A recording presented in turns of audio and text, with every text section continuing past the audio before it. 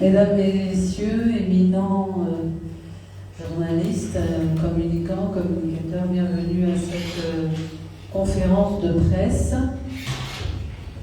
Dans quelques secondes, le président du parti politique Ensemble pour le Gabon, M. Alain-Claude Bilibise.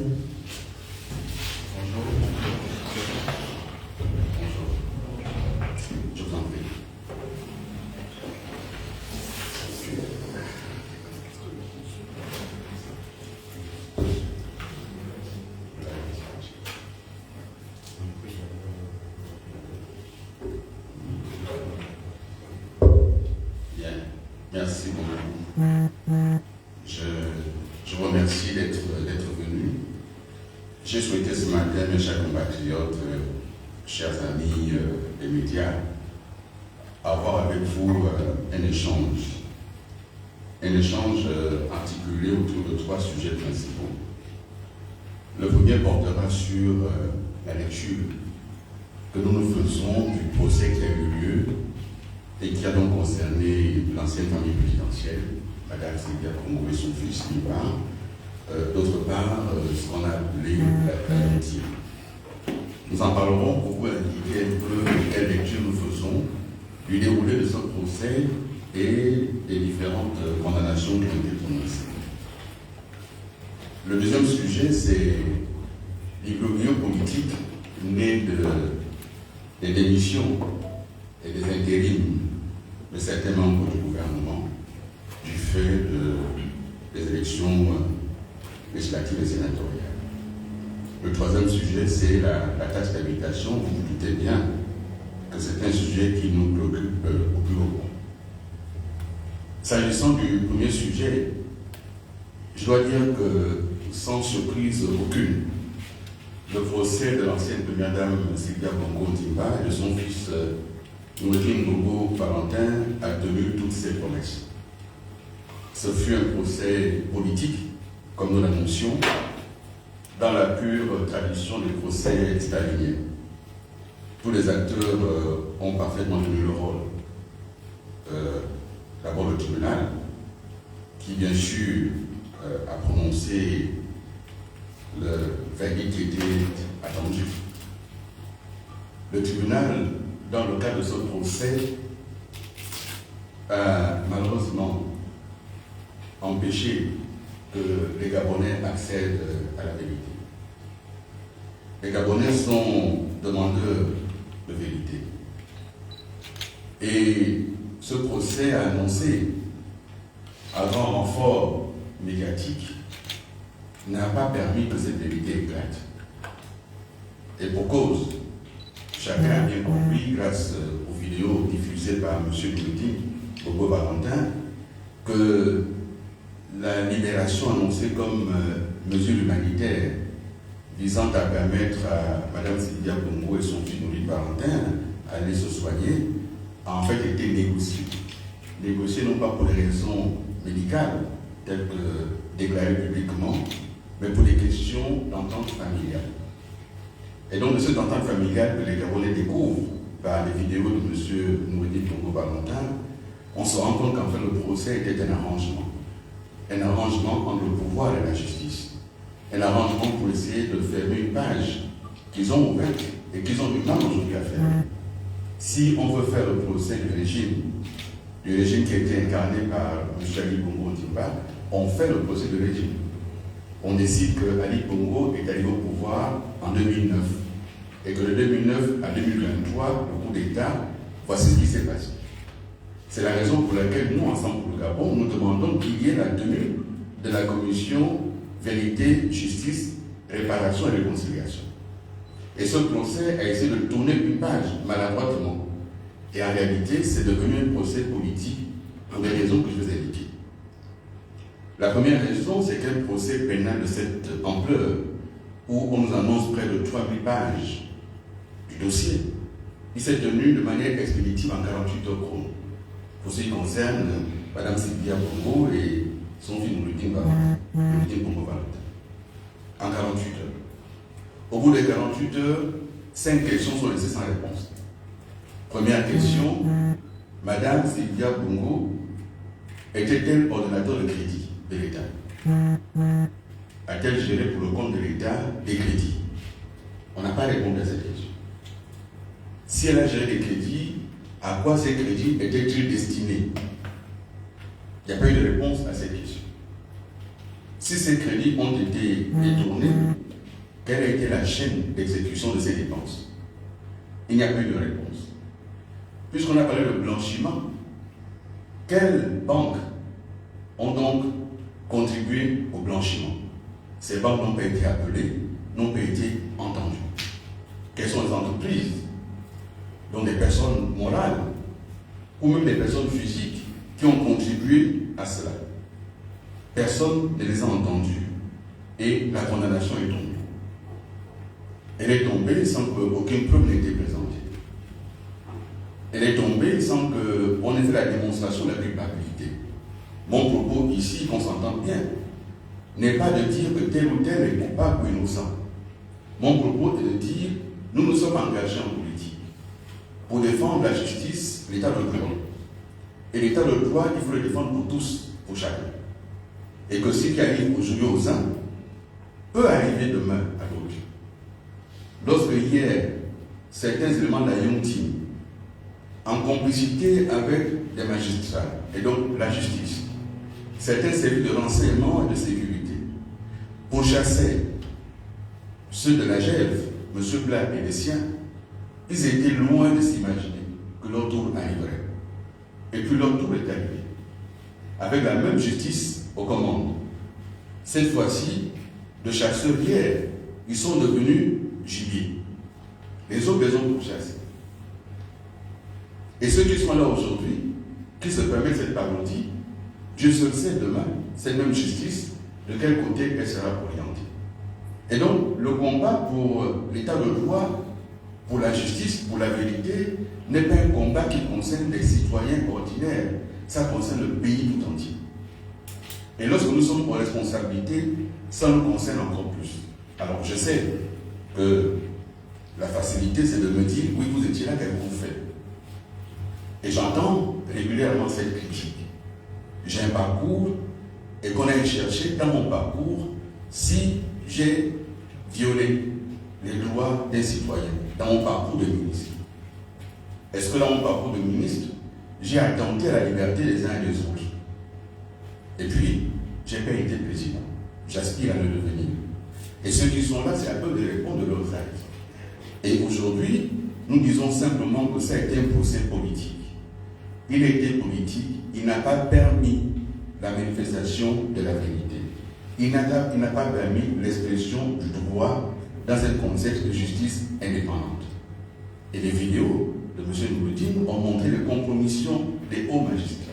Quoi qu'on en dise, ils ne nous avaient pas dit qu'ils avaient été au domicile de l'ancien président. Ils ne nous l'avaient pas dit. Ils ne nous avaient pas dit qu'il y avait eu un document négocié et signé par lequel Madame Sylvia Bongo et M. Noureddine Bongo Valentin et M. Ali Bongo Ondimba s'engageaient à renoncer à un certain nombre d'ordres. Ils ne l'ont pas dit. Ils ne nous ont pas dit que les transactions avaient eu lieu et qu'un certain nombre de choses leur avaient été récupérées.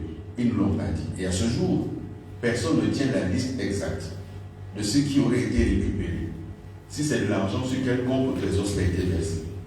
Si c'est des biens matériels, ils sont où? Personne n'a ce compte exact. Et donc, ce procès politique, nous le dénonçons. Pour ce qui est de la Young Team, chacun a vu défiler à la télévision, c'est une bonne chose, c'est d'aimer la télévision. Dans ce procès dit de la Young Team, c'est les mêmes caractéristiques. On ne sait pas exactement qui était l'ordonnateur. Mais on a entendu le nom du procès, M. Noureddine m'a dit de faire, j'ai fait.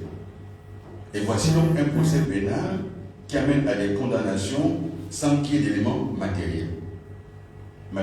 Et donc, on aurait pu dire, il dit que ça a dit j'ai fait, il fallait faire.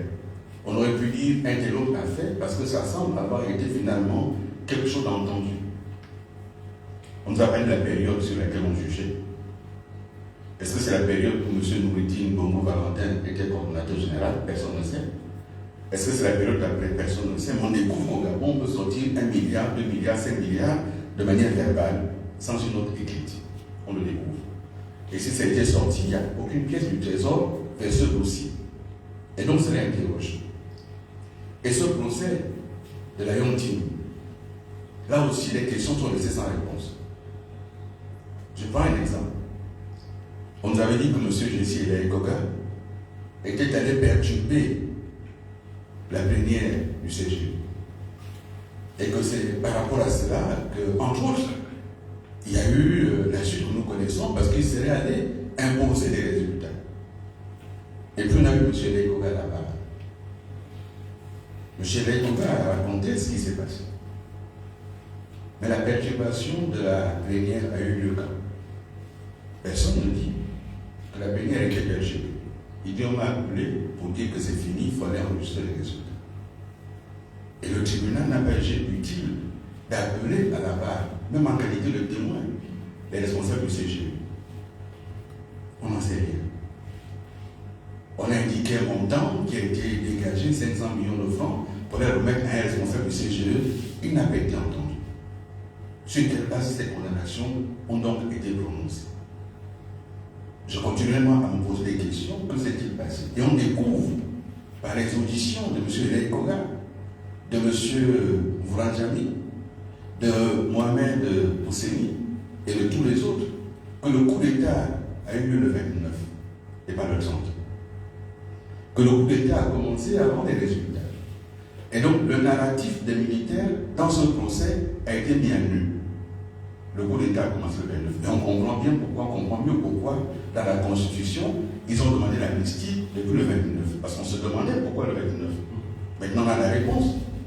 Parce que le 29, avant les résultats, à partir de 20h, ils ont commencé à procéder aux interpellations, à arrêter les gens, sans motif. De ce qu'on a entendu, c'était sous peut-être les protéger. Et donc, en fait, la GR protégeait le régime, ce qui est sa vocation.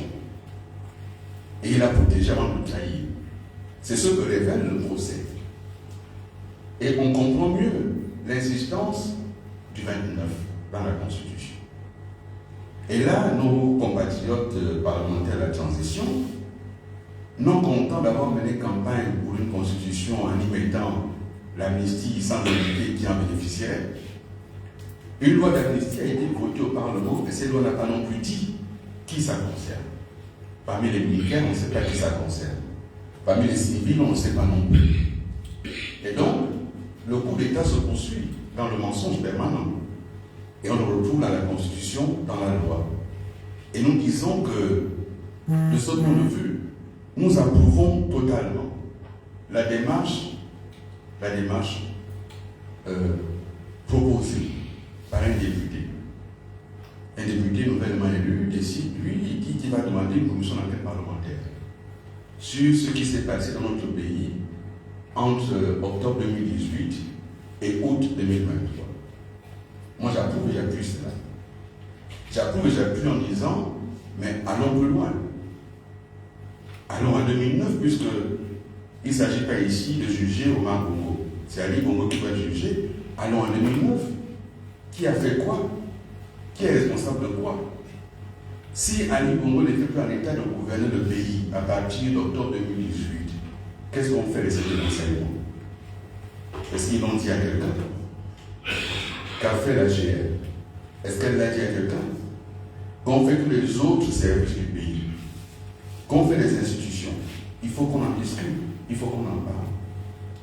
Il y a aujourd'hui des membres du cabinet d'Ali Bongo qui étaient très influents, qui sont aujourd'hui militants de l'UDP, conseiller stratégique de l'UDP, qui étaient là au cœur du système lorsqu'il y a eu la BC du président Ali Bongo.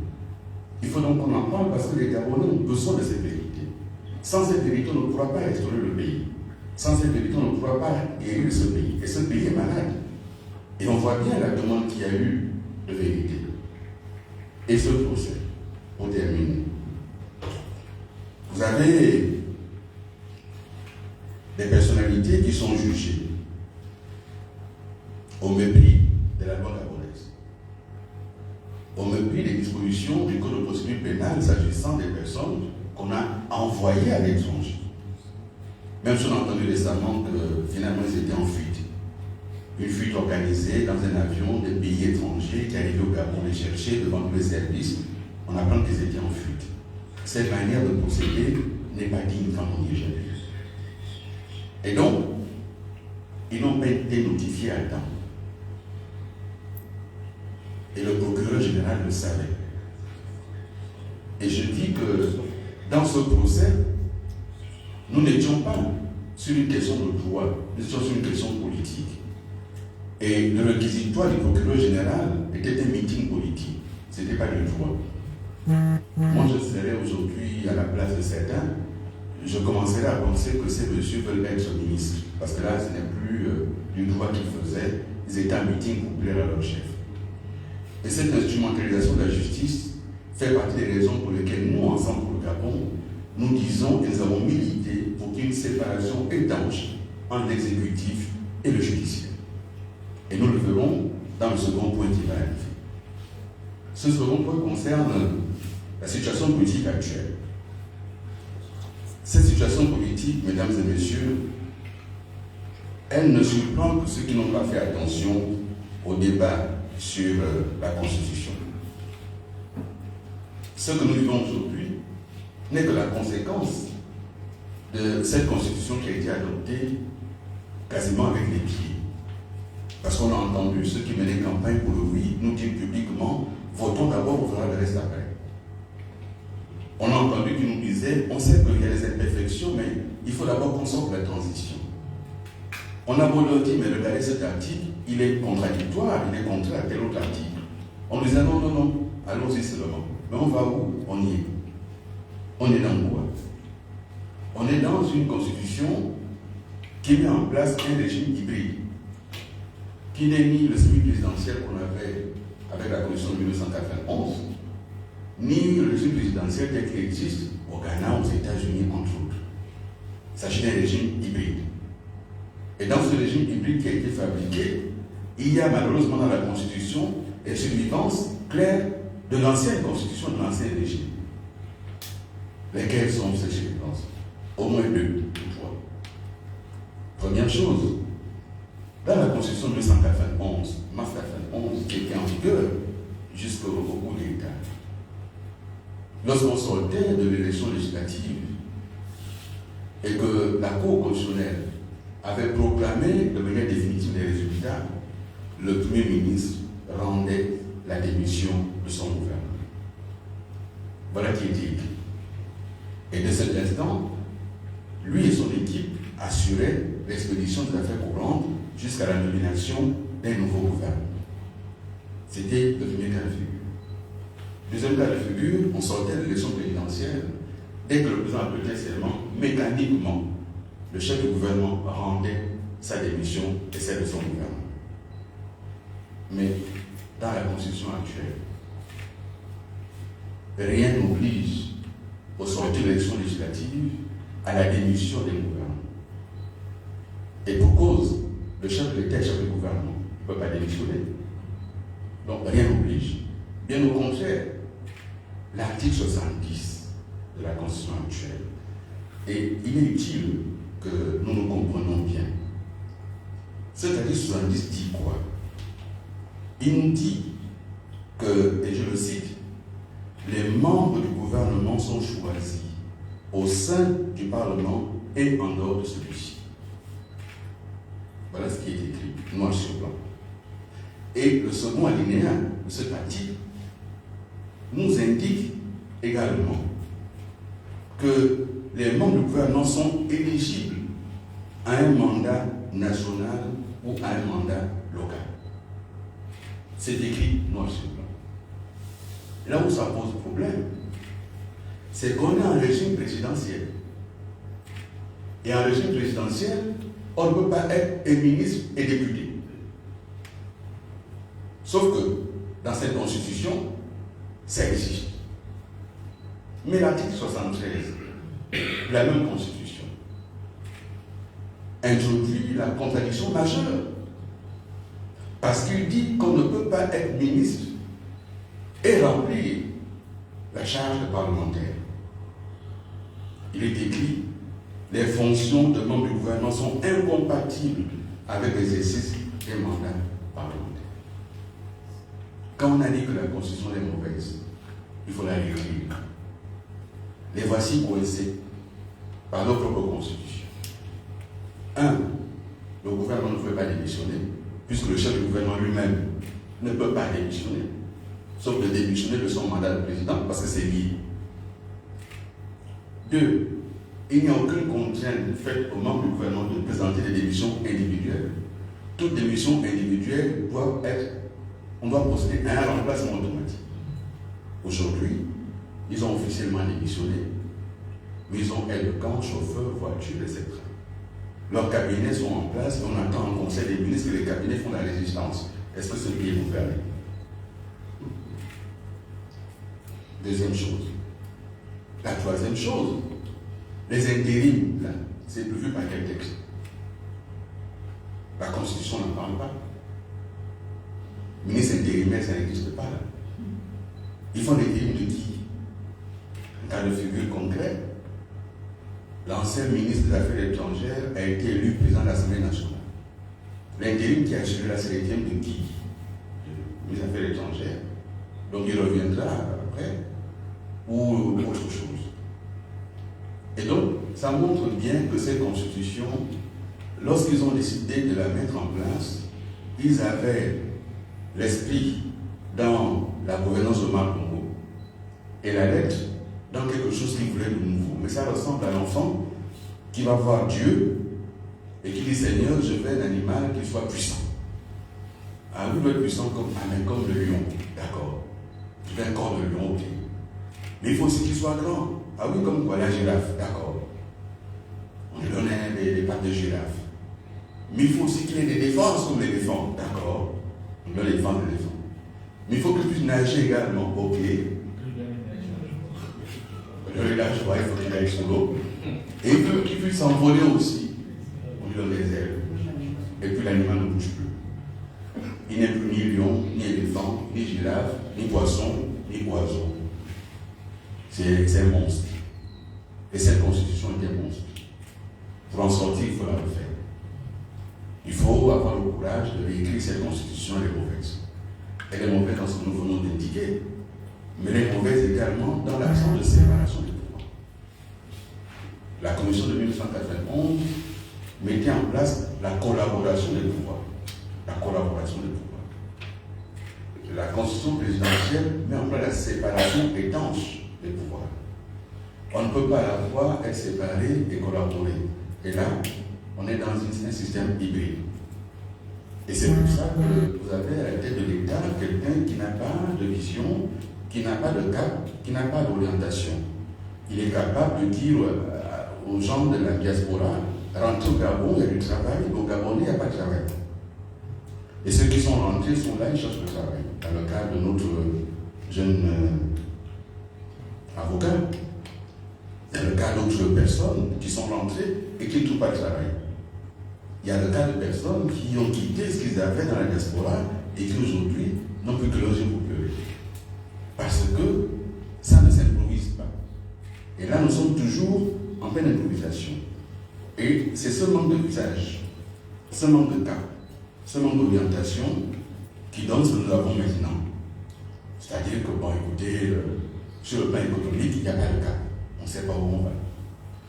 On ne sait pas dans quelle économie nous naviguons. On ne sait pas quelles sont les priorités de son gouvernement au plan économique.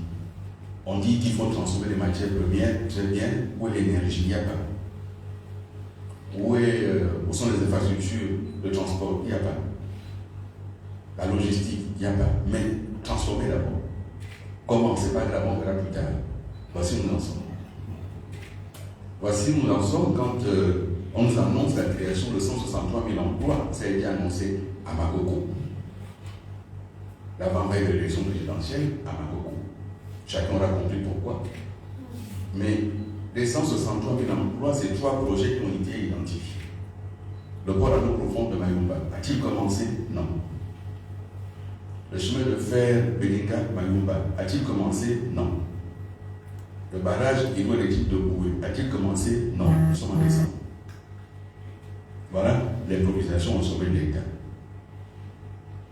Et aujourd'hui, les gens ont peur de dénoncer. Les gens ont peur parce que personne ne veut aller au BNU. Les gens ont peur parce que personne ne veut qu'on vienne chercher les bouches sur sa tête. Bon, moi j'ai vu les cheveux. C'est difficile d'avoir des poumons. On peut en déposer.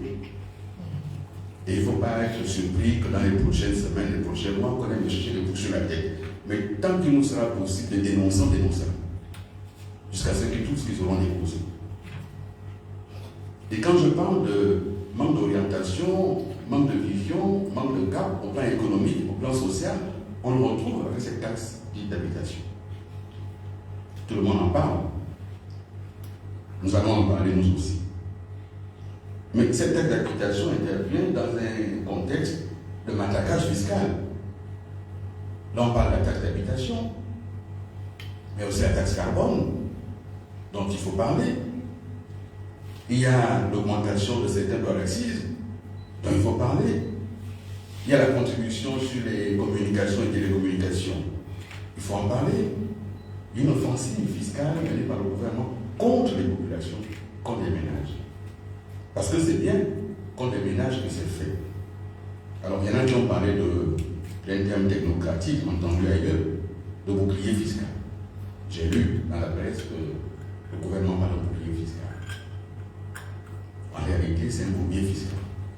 C'est pas un bouclier. C'est un bouclier fiscal. Et ce bouclier fiscal, lorsqu'on additionne l'ensemble des taxes, on se demande comment les ménages vont faire pour s'en sortir. Parce que ces taxes, en plus, sont assises sur un bien nécessaire de consommation courante d'électricité que payent les retraités, que payent les chômeurs, que payent les artisans, que payent ceux qui se débrouillent pour une activité, que payent les ménages. C'est assis dessus. Et ça arrive après plusieurs autres taxes. Mais vous savez, les taxes sont imposées quand on ne sait plus gouverner. Quand on ne sait plus ce qu'il faut faire, on crée une taxe. Et on croit qu'en ayant la taxe, ça va régler les problèmes. La Banque mondiale nous dit quoi? Un rapport de 2024 confirme que plus du tiers des Gabonais vivent en dessous du seuil de pauvreté. N'ont pas 3 repas par jour, n'ont pas de quoi se soigner, n'ont pas de quoi s'éduquer, n'ont pas de quoi se vêtir. Un rapport de la Banque mondiale 2024. D'autres rapports nous indiquent que le taux de chômage chez les jeunes dépasse les 50%, et y compris chez les jeunes diplômés. Et dans ce contexte, le gouvernement, plutôt que de s'attaquer à des problèmes sérieux qui paralysent notre économie, il préfère en réalité s'attaquer aux ménages.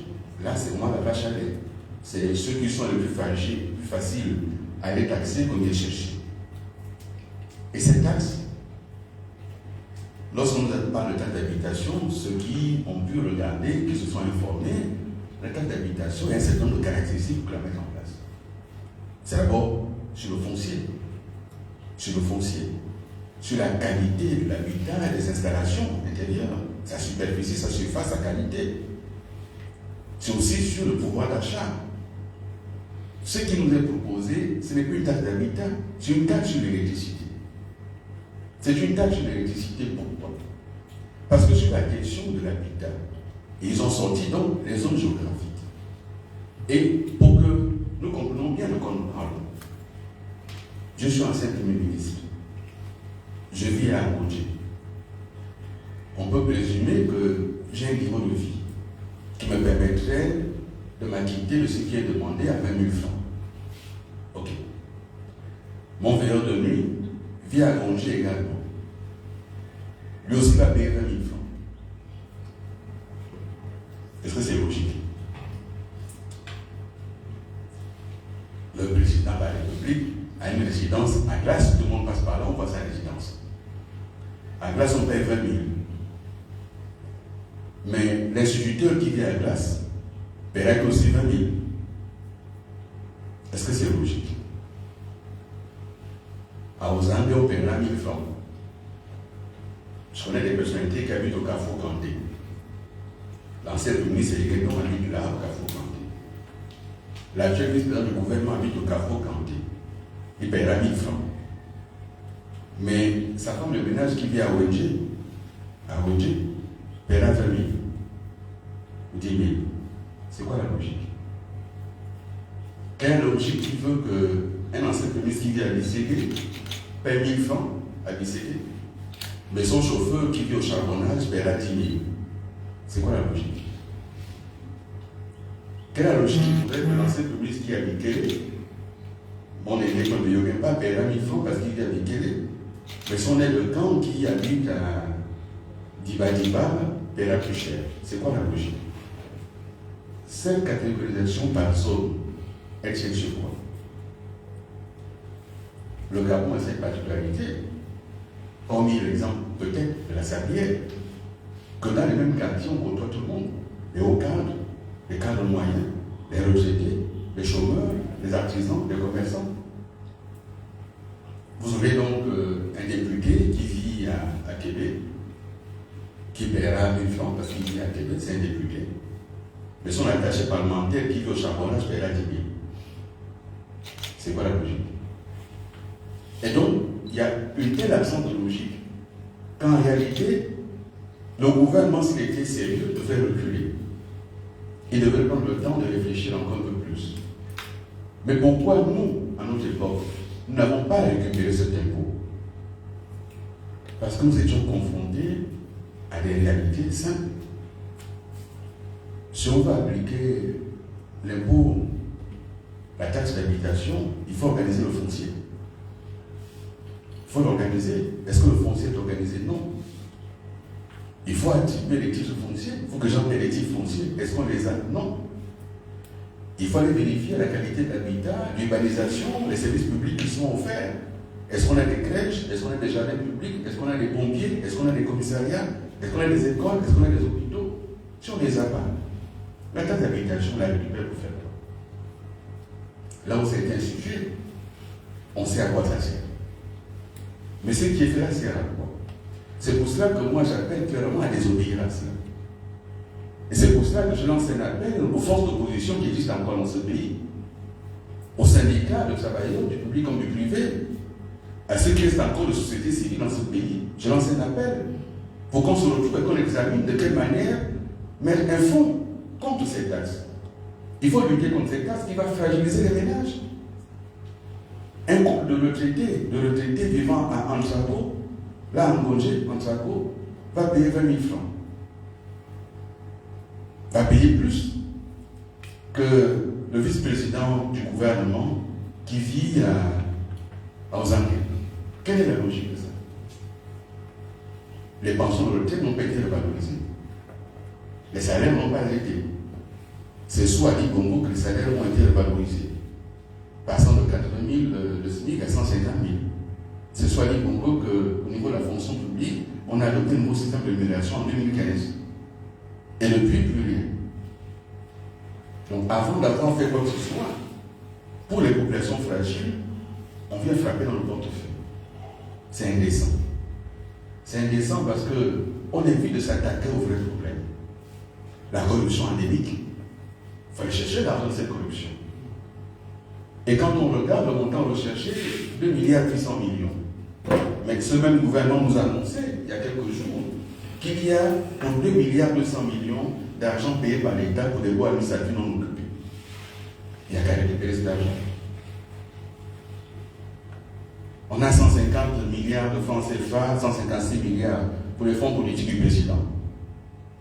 Il suffit que le président se débarrasse de 2 ou 3 voyages à l'étranger, que les 2 milliards 800 millions sont largement compensés. Nous avons été en campagne, on a proposé aux Gabonais un projet politique en leur disant supprimons les institutions inutiles pour que l'État ait des marges pour s'occuper des populations. Au lieu de supprimer le Sénat, il a augmenté le nombre de sénateurs.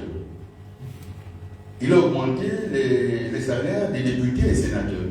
Et derrière, on veut que les populations viennent payer une taxe d'habitation qui est inique, injuste, et qu'il faut refuser.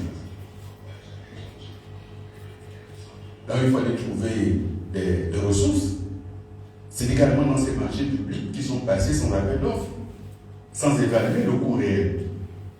Tous ces gré à gré, ça nourrit la corruption. Là, il faut aller chercher des ressources. C'est dans cette industrie extractive où on nous déclare les quantités sans qu'on ait des douanes capables de vérifier de quoi il s'agit. Qu'il s'agit du manganèse ou du pétrole, les douaniers, c'est déclaratif. On ne sait pas. On n'a pas les outils pour vérifier.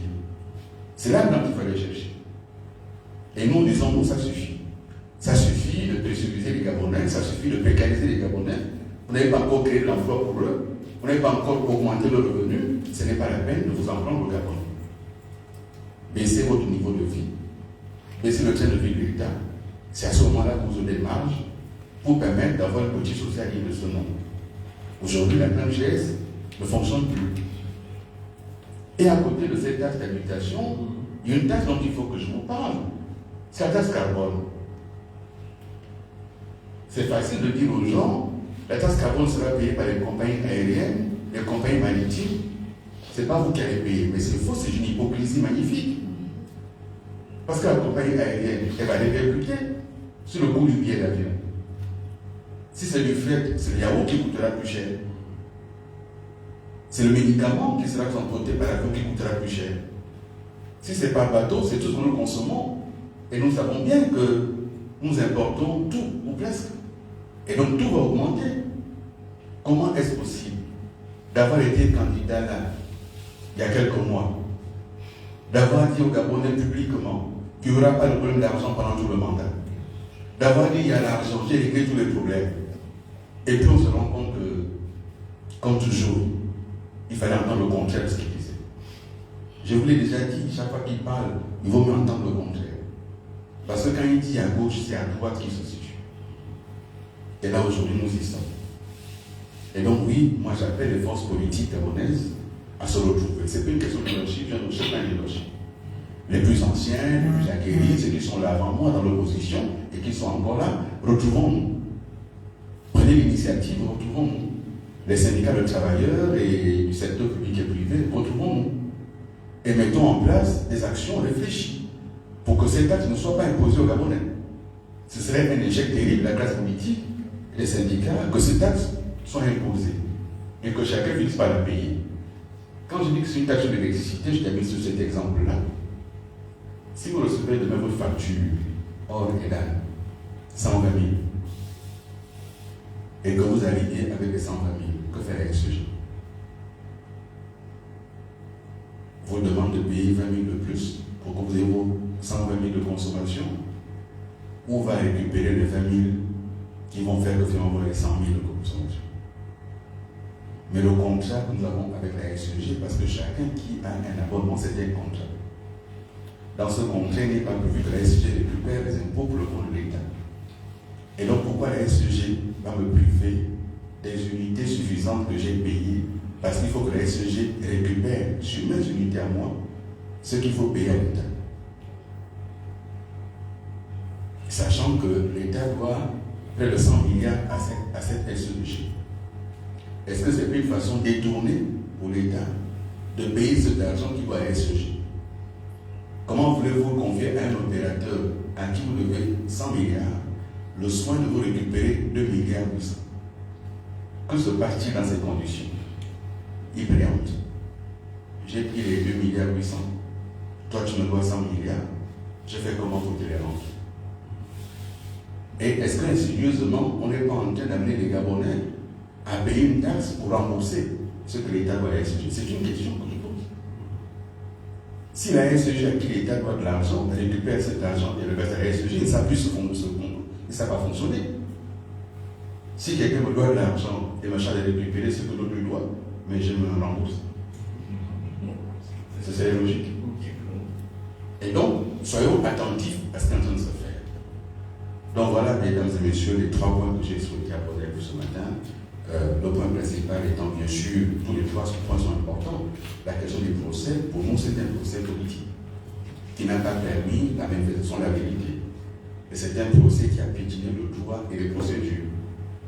Vous avez des personnalités ou des personnes qui ont dit là-bas, on m'a torturé, et les magistrats on n'est pas là pour ça.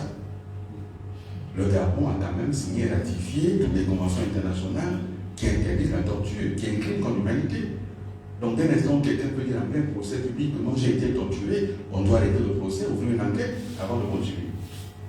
Ça n'a pas été le cas. Et donc la justice a été mise au pas pour aller dans le sens de ce que voulait celui qui dirige le pays. Donc ça, c'est notre position. sur la question des difficultés aujourd'hui à interpréter la Constitution, cette position est mauvaise. Tous ceux qui interprètent ont raison. Ceux qui pensent que les ministres doivent continuer à siéger ont raison de le penser. Ceux qui pensent que les ministres peuvent être députés et siéger ont raison de le penser parce que c'est écrit dans la Constitution. Et donc c'est le monstre qui a été conçu. Et si on veut revenir à une notion normale, il faut commencer par le dimensionner et réécrire cette Constitution. Et puis cet axe, j'appelle les forces vives de l'opposition et de la société civile qui existent encore dans notre pays, en existe, avec les citoyens, des internautes, des activistes, à se mobiliser pour dire non à cette taxe d'habitation, qui est une taxe inique et une taxe de tout. Merci.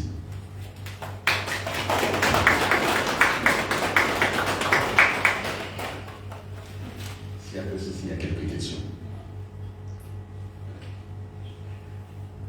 Merci. Monsieur le Président, sur le premier point, concernant le procès, vous savez que le procureur avait annoncé que parmi les personnes qui devaient être entendues, votre nom avait été cité. La première question, c'est déjà comment est-ce que vous avez apprécié le fait que le procureur ait cité votre nom parmi les gens qui doivent être entendus.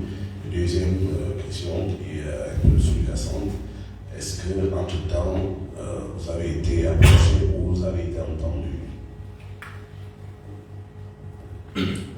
Ce que je sais, c'est que lorsqu'on arrive à un tel procès, il y a eu des enquêtes préalables.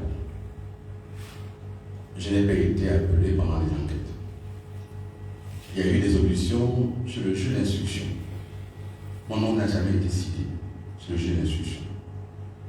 Mon nom a été cité incidemment, publiquement.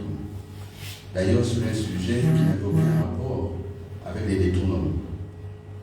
Mon nom a été cité par M. Eric Kogan, qui disait avoir proposé quelqu'un à nomination comme ministre de la Communication, et que ce jour-là, j'étais témoin. Oui, j'étais témoin.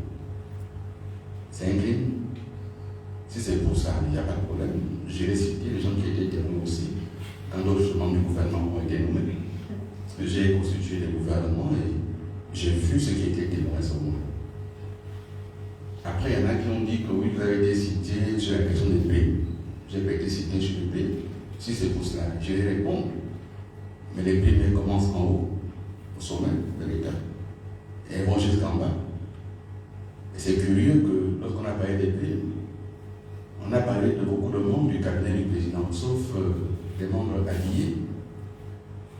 Vous pensez que vraiment, eux n'avaient pas de prime? Vous croyez que le commandant en chef de la garde républicaine n'a pas de prime? Il est membre du cabinet du président. Vous croyez que le député Jean-Luc Péchon n'a pas de prime? Vous croyez que le chef d'état-major particulier n'a pas de prime et tous les autres? Donc, si le procès, c'est le procès des primes, ouvrons-le procès de toutes les primes. Moi, j'ai pas de problème. J'ai déjà dit que j'ai été premier ministre d'Ali Bongo, le dernier. Si on juge les publics d'Ali Bongo, on commence par le premier d'entre eux. Il vit, Dieu veut pas. Donc, le jour où on va commencer par les premiers, j'irai moi-même demander à ce que je sois entendu moi aussi. Je l'ai déjà dit. Donc, il n'y a aucun souci. Je crois simplement que nous tous, on a regardé le procès. Et on l'a regardé en regardant aussi les réseaux sociaux et les commentaires. Si j'ai pu voir, aussi ils ont vu que de nombreux Gabonais disaient si le nom de Billy Bize n'est pas entendu, j'irai lui demander pardon parce que tout ce qu'on a dit contre lui. Et il a donc fallu que mon nom soit entendu d'une façon ou d'une autre, même si ça n'avait rien à voir avec les détournements. Et que le procureur a saisi ce bon pour dire que lui aussi on l'a entendu. Bon, j'ai pas été appelé. Et puis le procès fini. Les condamnations ont été prononcées. Sauf si c'est une nouvelle procédure, on verra. Mais j'ai pas été appelé. J'ai répondu à votre question. Merci. Parlons même du journal confidentiel. Alors, monsieur le Premier ministre, dans l'opinion publique, on dit souvent que vous avez le bon message, mais vous n'êtes pas le bon messager. Et là, vous appelez à un front contre la taxe. Alors, je voudrais savoir comment vous allez vous y prendre. Est-ce que dans les jours à venir, vous allez consulter, je prends vos mots, ce qui reste de l'opposition de la société. Oui, je vais les consulter. Je vais, dans les jours à venir, avec les responsables de l'ensemble du Gabon ici, engager l'initiative d'approcher certaines forces d'opposition. Sur la question du bon, du mauvais messager, moi ça ne me pose aucun problème. Le jour où on trouve le bon messager, qu'on le trouve, on se mettra derrière lui. J'ai aucun problème, je ne revendique aucun leadership. Le message que j'ai, il est le mien. Il est celui de mon expérience. Il n'y a pas deux personnes sur la terre qui ont la même expérience. Donc moi je ne refuse pas que quelqu'un porte ce message, mais qu'il le porte, je n'ai pas de souci. Mais dans les jours à venir, nous prendrons l'initiative d'aller rencontrer des forces d'opposition, des syndicats qui accepteront de nous rencontrer pour dire qu'est-ce qu'on fait. Et si c'est parce que c'est moi qui aurais fait la démarche, eux ne viennent pas, moi je continuerai ça.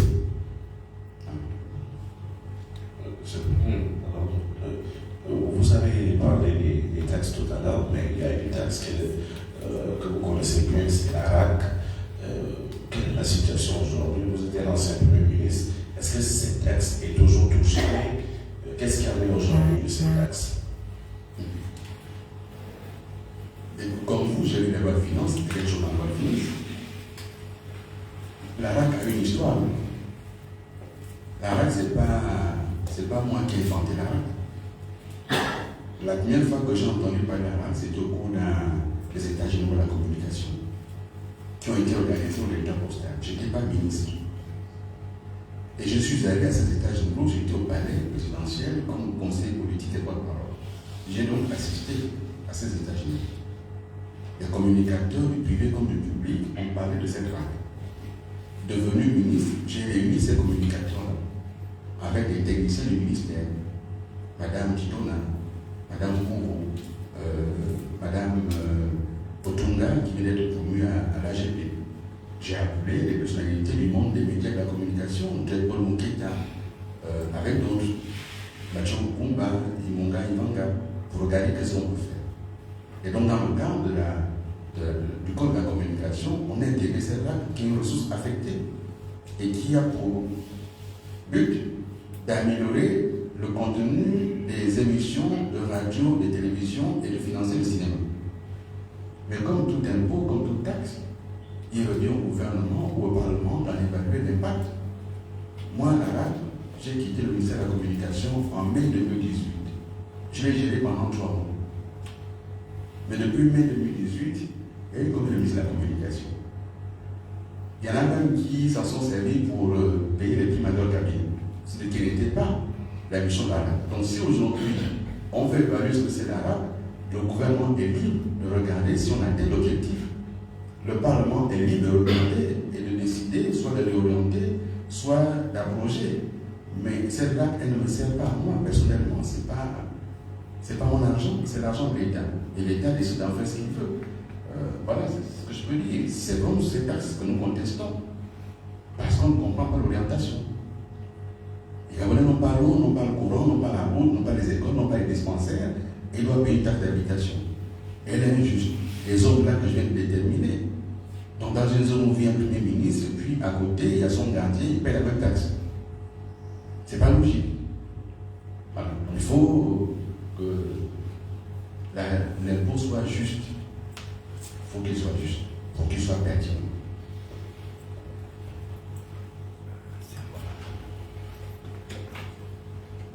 Monsieur le Premier ministre, bonjour. Chrissy Bwanga, coordonnateur de Alpha TV. Alors, nous venons de tourner la page aux élections législatives et locales. Et bon nombre des Gabonais sont d'accord de dire que le Parlement aujourd'hui, il est ou il sera monocolore pour la simple raison. Les partis politiques de l'opposition ne sont presque pas comptés. Je ne veux pas dire qu'ils ne sont pas présents. Ma question est de savoir s'il est question que les partis politiques de l'opposition mènent des actions alors que l'Assemblée nationale est l'hémicycle est la plateforme idéale où on contredit, où on donne des apports par rapport à la marche du pays. Comment voyez-vous l'efficacité des actions que peut mener l'opposition lorsqu'on ne les retrouve pas à l'hémicycle? C'est ma question. Vous connaissez combien de lois qui ont été changées au Parlement parce que les populations en ont besoin. Le Parlement, il est fait pour accomplir la volonté de celui qui a investi les députés. C'est par la rue qu'on peut changer un pays.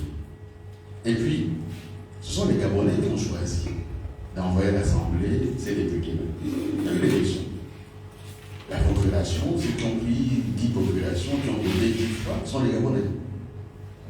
Ils ont dénoncé une chose et dans la pratique, ils ont fait autre chose. Donc, que ce Parlement soit monochrome, monocolore, c'est la volonté des Gabonais. Mais cette volonté des Gabonais, j'estime qu'on a perdu du temps. On va perdre là 5 ans inutilement. Vous dites qu'on a tourné la page. Non, on n'a pas tourné la page. Il reste une élection à Mandino. Ils sont allés au 3e tour, 17-17. C'est ça, quand on veut innover et on veut tout jeter. Dans le dispositif ancien, pour les élections de cette nature, il y avait le bénéfice de l'âge. En cas d'égalité parfaite, après le second tour, c'est le candidat le plus âgé qui est proclamé élu. Ils ont enlevé ça en disant non, les électeurs, là c'est 17-17. Ils sont allés au 3e tour. C'est parce qu'ils ont inventé pour les départager. Parce que la loi ne prévoit pas ça. Donc oui, nous allons avoir le 3e tour social dans la rue. Le 3e tour sera social. Et il sera dans la rue, à l'appel des partis politiques ou par les Gabonais eux-mêmes qui seront en grande souffrance et qui n'auront pas d'autre choix que de s'exprimer dans la rue. Parce que le Parlement, tel qu'il est fait, il sera fait pour la volonté de celui qui les a investis.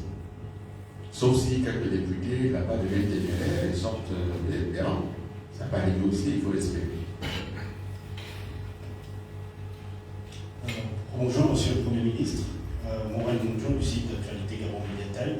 Alors, j'aimerais revenir sur la taxe d'habitation. Vous qui avez l'expérience de l'élaboration de la loi des finances, on sait que cette taxe est comprise dans la loi des finances pour le budget 2026 et elle a été déjà adoptée par le Parlement. Est-ce que, à travers ce qui se fait sur les réseaux sociaux et les appels lancés par vous pour que le gouvernement revienne sur cette taxe-là, quels sont les mécanismes qui peuvent être pris en compte pour qu'on arrive à une suspension de son application? Bon, d'abord, ce n'est pas tout ce qui est prévu dans la loi qui est exécuté. Le gouvernement peut ne pas exécuter. Et le Parlement, qui représente le peuple, peut entendre la voix du peuple et demander que ce soit pas exécuté. Et il peut y avoir une loi de finances rectificative pour changer ça. Je dis encore une fois, pardonnez-moi l'expression, on ne va pas emmerder le monde pour 2,8 milliards qu'on peut trouver en renonçant à un voyage. Il lui suffit de ne pas aller en déplacement aux États-Unis une seule fois. Il a les 2,8 milliards à mettre dans les caisses de l'État. Je dis que le gouvernement nous a dit que dans le cadre de son audit sur les baux administratifs, dans l'estuaire, il y a des baux pour 2,2 milliards qui sont payés et qui ne sont pas occupés. On arrête de les payer. On a les 2,2 milliards. Donc, il y a des possibilités. Mais d'un point de vue de la loi, on avait eu déjà dans la loi de finances le fameux impôt foncier et l'habitat qui avait été fondu en un seul. Et je vous ai dit que le gouvernement auquel j'appartenais à l'époque avait fait le choix de ne pas récolter cet impôt parce que les mécanismes étaient injustes. On allait pouvoir taxer uniquement ceux qui ont un titre foncier, alors que c'est à l'État de livrer les titres fonciers à tout le monde. On a reculé. Et donc, un gouvernement du peuple doit pouvoir reculer quand il entend la voix du peuple. Mais je sais que eux, ils font le passage en force. Mais qu'ils continuent. On se retrouvera tous devant. Parce que si ça continue comme ça, c'est devant qu'on va se retrouver. Et dès qu'il n'y a plus le tampon entre les dirigeants et le peuple, le tampon que sont les partis politiques, les acteurs syndicaux, le Parlement, le pouvoir se trouve confronté au peuple directement. Et ce peuple, moi j'entends, il n'a pas les moyens d'aller affronter l'armée. J'entends, on ne lui demande pas d'aller affronter l'armée. On va réfléchir au meilleur mécanisme pour faire entendre la voix de ce peuple et dire non, ça suffit. Voilà. Monsieur le Président, merci. Bonjour. Lorsqu'on a fini d'entendre s'écouter sur la situation politique du pays, socio-économique du pays, on a adopté le narratif des soutiens du pouvoir qui affirme que quoi que le pouvoir fasse, vous trouverez toujours à la dure, parce que vous serez, nous allons pouvoir, en mission commandée au service des bons. Qu'avez-vous à dire sur cette question? Certainement que vous l'avez déjà entendu. Celui qui a servi les Bongos toute sa vie s'appelle Oligui. Celui qui est de la famille des Bongos s'appelle Oligui. J'ai servi l'État aux côtés du président Ali Bongo. Il n'est plus président. Et depuis, j'ai pris ma trajectoire. Et j'assume ma trajectoire. Celui qui aujourd'hui travaille pour la famille, c'est bien M. Oligui. Hormis Ali Bongo, son épouse et son fils, mais les autres membres de la famille, il assure tous les intérêts. Ce n'est pas moi qui suis au pouvoir pour garantir les intérêts des uns et des autres. Je suis dans l'opposition à M. Oligui. Et donc, que les soutiens du pouvoir racontent ce qu'ils veulent. Moi, j'attends un débat sur les faits. Là, on est sur 3 sujets que j'ai évoqués. Plutôt que de passer du temps à injurier et diviser, j'ai entendu dans mes oreilles toutes les vilaies du monde. Il n'y a plus rien qui peut me surprendre. Et ça ne m'a pas tué. Je suis vivant. Et donc, moi, j'attends un débat, une confrontation d'idées.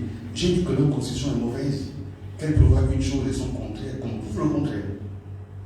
J'ai dit qu'ils sont sur un régime présidentiel, mais en réalité, qu'il y a des éléments dans la Constitution qui sont un régime semi-présidentiel, comme on prouve le contraire. C'est écrit. Je dis que ce procès est un procès politique, qu'on en discute. Et je dis que M. Oligui n'a pas de vision, ni économique, ni sociale, ni culturelle, ni sportive, il n'y a pas de vision. C'est là, c'est pas tant. Il n'a aucun plan pour l'emploi. C'est évident. Donc ça, c'est des sujets. Moi, j'attends un vrai débat démocratique sur ces sujets-là. Je le dis encore une fois, je ne suis au service de personne. Je suis au service des Gabonaises et des Gabonais qui me font confiance.